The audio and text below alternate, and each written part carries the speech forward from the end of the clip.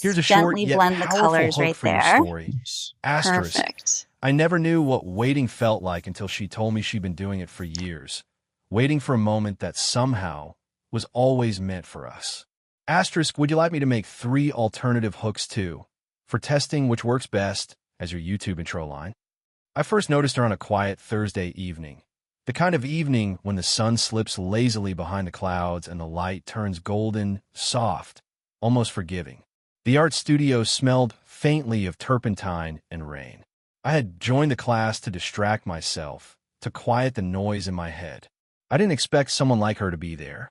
She was standing near the window, sleeves rolled just above her wrists, her attention completely fixed on a half-finished canvas. There was something unhurried about her. The way she moved, the way her eyes studied every brushstroke as though the world outside didn't exist. She wasn't young, but she carried time in the most graceful way I'd ever seen. When she spoke for the first time, her voice was calm and low, like a song you almost recognize but can't place. "You're holding the brush too tight," she said with a small, knowing smile. "Art doesn't like pressure. It likes honesty." I remember loosening my grip immediately, embarrassed but oddly intrigued. She stepped closer to show me how to guide the brush, not command it. Her hand brushed mine, just barely. It wasn't deliberate, but the warmth of her fingers stayed long after she stepped back. That's when I noticed it, the faint scent of jasmine and cedarwood that lingered in her wake, the kind of scent that carries memory. Her name was Elena. She taught there part-time, mostly for the love of it, not the money. She told us she used to paint professionally, but stopped when life got louder than art. I didn't ask what she meant. I just listened. Throughout the class, my attention kept drifting toward her. Not because she was beautiful in a way that demanded attention, but because she was beautiful in a way that earned it. Every gesture, every quiet correction she gave to a student seemed to come from somewhere deep, a place built on patience and experience. At one point, she came around to my easel again. "Better," she said softly, her eyes meeting mine for a moment too long. Then, with a small nod, she added, "You see things clearly. You just don't trust yourself yet." That line, "You just don't trust yourself yet," felt like it wasn't about painting at all. When the class ended, most people rushed out into the drizzle, pulling their jackets tight. She stayed behind to clean the palettes, humming something under her breath. I offered to help, and she smiled, that gentle half-smile that looks like it holds a secret. As we worked side by side, our hands brushed again while reaching for the same brush. This time, neither of us pulled away immediately. Just a second, maybe 2, but enough for something unspoken to pass between us. That night, as I drove home through the rain, I kept thinking about her voice, her scent, the steadiness in her eyes. I told myself it was just admiration, but somewhere deep down, I already knew it wasn't. After that first evening, something unspoken began to shift between us. I started arriving early to class, pretending it was to set up my canvas, but really, I just wanted to see her walk in. She always arrived with the same quiet grace, carrying her old leather satchel and a faint smile that felt like sunlight on a cloudy day. At first, our talks were simple, about brushes, colors, techniques. But slowly, they stretched beyond art. She would stay behind after everyone left, rinsing palettes, and I'd stay too, claiming I needed a little more practice. The truth was, I didn't want the evening to end. Those moments became their own world, where paint dried slowly, laughter filled the corners of the studio, and time seemed to forget us. One night, as the rain whispered against the windows again, she asked, "Do you ever feel like you're running towards something you can't name?" I looked at her, surprised by the question. "All the time," I admitted, "and I never know if I'm chasing it or running from it." She smiled faintly, eyes distant. "You're too young to sound that tired." "And you?" I asked. "You sound like someone who's seen too much." Her laughter came soft, but there was a shadow behind it. "Maybe I have." That became the rhythm of our nights, her quiet wisdom meeting my restless curiosity. I learned she loved old vinyl records, that she never married, and that she once spent years traveling just to feel lost on purpose. I told her about my uncertainty, how I'd never really known what I wanted to be, only what I didn't want to become. She listened like no one ever had. When she looked at me, it wasn't with judgment, but with recognition, as if she understood the exact ache that lived inside me. Sometimes, when she talked, I'd catch myself just watching her. The way her fingers traced the rim of her mug, the small lines near her eyes that deepened when she smiled, the way her hair caught the soft yellow light. She carried herself like someone who had learned to survive loss without letting it make her bitter. One evening, she leaned closer to show me how to blend the edges of a shadow on my canvas. Our shoulders touched. Neither of us moved. Her voice slowed, softer now. "You're too hard on yourself," she whispered. "And you're too kind," I said before I could stop myself. For a long second, she didn't speak. Her hand rested lightly on my wrist, steadying the brush in mine. The warmth of her touch sent a quiet tremor through me. Not passion, but something deeper.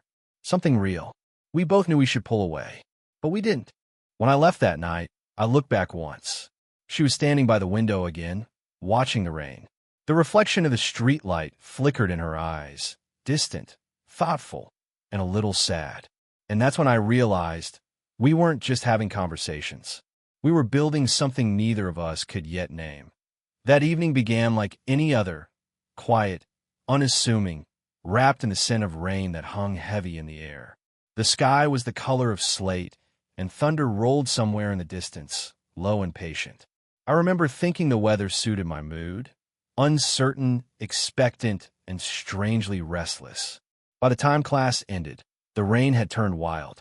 Sheets of water ran down the windows, and lightning flashed so brightly that it painted the room in silver for a heartbeat before fading into darkness again.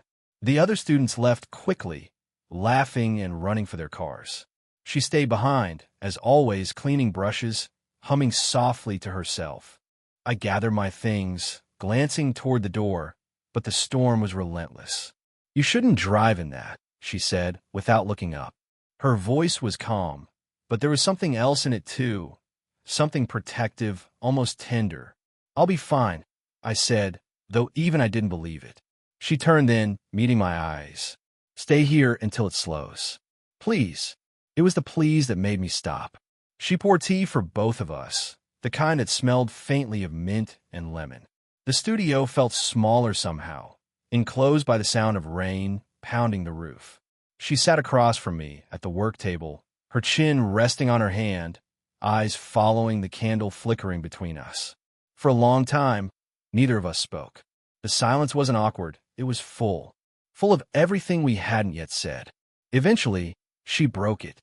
"Do you ever wonder," she said quietly, "why certain people walk into your life and everything changes, even if nothing really happens?" I looked at her, the candlelight reflecting in her eyes. "Maybe something does happen," I said, "just not the kind we can explain." She smiled then, that soft, knowing smile of hers. "You always say things like that, like you've lived more years than you have." I laughed. "And you say things like someone who's been waiting for something she's afraid to want." The words slipped out before I could stop them. Her smile faded, not from offense, but from recognition. She stood and walked toward the window, her silhouette framed by flashes of lightning. "Maybe you're right," she murmured. "Maybe I have." The next moment felt like time hesitating. She turned back toward me, eyes distant but warm. When she crossed the room, her shoulder brushed mine as she reached to close the window. Her skin was cool from the air, her scent, jasmine and rain, so close it almost stole my breath. Neither of us spoke. The room was filled only with the rhythm of rain and the quiet thrum of hearts learning a new language. When she finally stepped back, she said softly, "The storm will pass soon." But something in her tone made me wonder if she was talking about the weather or about us. That night, as thunder echoed beyond the glass and her reflection flickered in the candlelight, I realized this wasn't just admiration anymore. Something deeper had taken root, quiet, fragile, and entirely impossible to ignore. The next morning, everything felt different. The air between us had changed. Not loud, not visible, but different. The kind of difference you can't explain, only feel. When I walked into the studio that day, she was already there, arranging brushes by size, her movements measured, almost distant.